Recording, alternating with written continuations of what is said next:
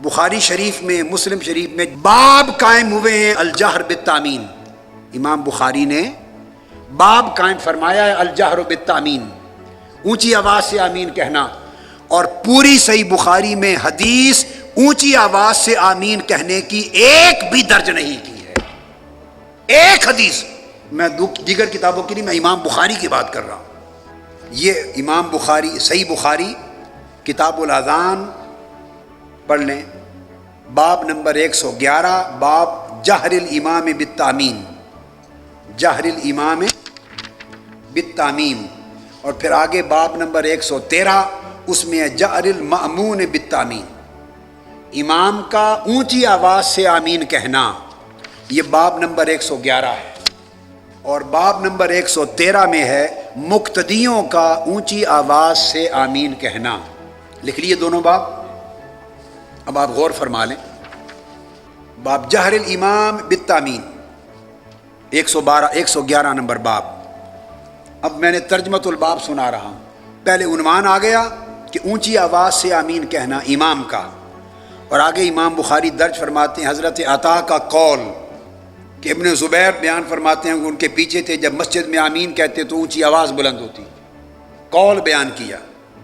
پھر سیدنا ابو ہریرہ کا قول بیان فرمایا، وہ صرف یہ کہ کسی کی آمین ترک نہ ہو جائے بس. حضرت نافع کا بیان کیا کہ وہ آمین ترک نہ کرتے.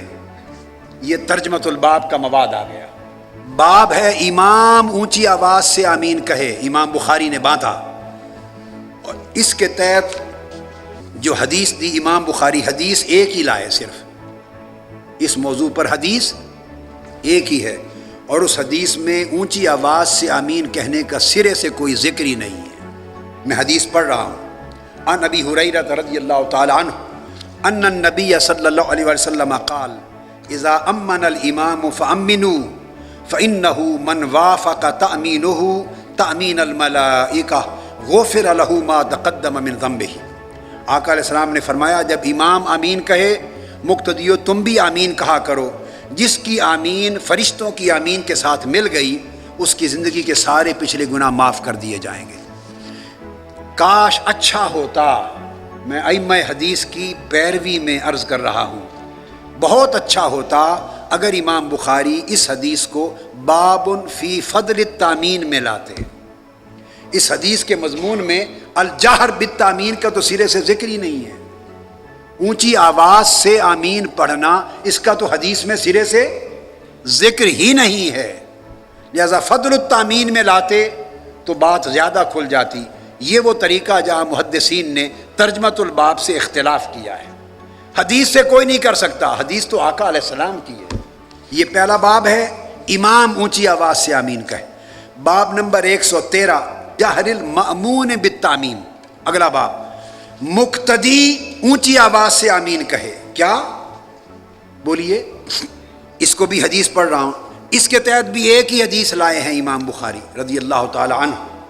ایک ہی حدیث صرف، اور وہ کیا ہے؟ عن ابی ہریرہ رضی اللہ تعالی عنہ ان رسول اللہ صلی اللہ علیہ وسلم قال اذا قال الامام غیر المغضوب علیہم ولا الضالین فقولوا آمین فإنه من وافق قوله قول الملائکہ غفر له ما تقدم من ذنبہ. مضمون ایک ہی ہے دونوں حدیثوں کا. فرمایا آقا علیہ السلام نے کہ جب امام غیر المغضوب علیہم ولا الضالین کہے تو اے لوگو مقتدیو تم آمین کہا کرو.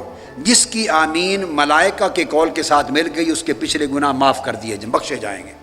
اب اس پوری حدیث کے مضمون میں کہیں اونچی نیچی آواز سے آمین کہنے کا کوئی ذکر ہے؟ تو حدیث میں تو الجہر بالتامین کا ذکر ہی نہیں ہے. تو اچھا ہوتا کہ یہ حدیث بھی باب فی فضل التامین میں لائی جاتی اور جہر فی التامین کا باب قائم ہی نہ کیا جاتا اور فقہا پہ چھوڑ دیا جاتا وہ قرائن دیکھ کر کہ کون جہر ثابت ہوتا ہے. یہ صرف یہ درایت حدیث کا مسئلہ تھا، روایت میں تو ہے نہیں. آپ سمجھیں؟ یہ ترجمۃ الباب اور حدیث الباب کا فرق ہے جو میں سمجھا رہا ہوں صحیح بخاری کے حوالے سے. یہ آپ کے سامنے ہے ساری. ان کے بعد یہ کہنا کہ صرف بخاری سے دکھائیں، ہم نہیں مانتے. امام اعظم کی روایات جو ہیں ان کا مذہب بخاری مسلم میں ثابت نہیں، تو سارا کچھ آپ کے سامنے ہے. امام اعظم امام بخاری کے بعد ہوتے تو کوئی اعتراض کا جواز بھی بنتا، وہ تو امام بخاری سے 2 نسلیں پہلے وہ گزرے ہیں، ان کے پاس ان سے اعلیٰ سندیں ہیں، ان کی بات زیادہ معتبر ہے، وہ براہ راست یا صحابہ سے سن کے روایت کرتے یا تابعین سے سن کے روایت کرتے۔ تو امام بخاری تو 3 4 5 واسطے درمیان میں ہوتے ہیں تب روایت کرتے ہیں۔ امام اعظم نے وہ حدیث از خود روایت فرما دی ہیں، اور ان کے ابواب انہوں نے ترجمۃ الباب الگ قائم کر دیے جس سے فقہ حنفی وجود میں آئی ہے۔ یہ ان تمام کتب میں اسی طرح یہ سارے ابواب ہیں۔ اور ایک اور بہت ایمان افروز میں کہوں گا، چونکہ بڑوں کی بات ہے، اکابر کی بات ہے، ہم تو ادباً ایک نکتہ سمجھا رہے ہیں، طالب علمانہ طریقے سے سمجھا رہے ہیں۔ ایک حدیث ہے جس حدیث کے لفظ ہیں کہ آقا علیہ الصلوۃ والسلام نے غیر المغضوب علیہم ولا الضالین نماز میں پڑھی اور پھر آمین فرمایا، اور آمین کہتے ہوئے آواز کو نیچے رکھا، آہستہ آواز سے فرمایا۔ جب یہ حدیث آئی، کیا حدیث سن لیں، ان وائل بن حجر، وائل بن حجر رضی اللہ تعالیٰ عنہ روایت کرتے ہیں، قال سمعت ان النبی صلی اللہ علیہ وآلہ وسلم قرأ غیر المغضوب علیہم ولا الضالین، فرماتے ہیں کہ میں نے سنا آقا علیہ الصلوۃ والسلام نے سورہ فاتحہ پڑھی اور غیر المغضوب علیہم ولا الضالین کی قرات کی، فقال آمین، پھر حضور نے آمین فرمایا، وخفض بها صوتہ، جب آمین کہا تو اپنی آواز پست فرما لی۔ امام ترمذی نے یہ حدیث روایت، میں نے عرض کیا یہ امام ہیں، کمال ہے الحمدللہ، حدیث کے روایت کرنے میں کسی نے عدل کے خلاف نہیں کیا، یہ پہاڑ ہیں عدل کے، ایمان کے، تقوی کے، ثقافت کے، ایمانداری کے، اگر ان میں یہ کمی ہوتی تو دین کی عمارت دھڑام گر جاتی۔ حدیث لی ہیں، فرق کہاں آیا؟ ابواب چونکہ ان کا اجتہاد فقہی تھا، اجتہاد ابواب اپنی فقہی اجتہاد کے مطابق قائم کیے تو نتیجتاً اس کے معنی مطالب مختلف ہو گئے۔ اب حدیث آپ نے سن لی کہ حضور نے آمین آہستہ آواز سے کہی، اس حدیث کو امام ترمذی نے اور حاکم دونوں نے روایت کیا، اور امام ترمذی نے فرمایا ھذا حدیث صحیح، بڑی اہم بات بتا رہا ہوں، امام ترمذی نے کیا فرمایا؟ ھذا حدیث، یہ حدیث صحیح ہے، حدیث بھی صحیح، آمین کو آہستہ پڑھنے کی حدیث۔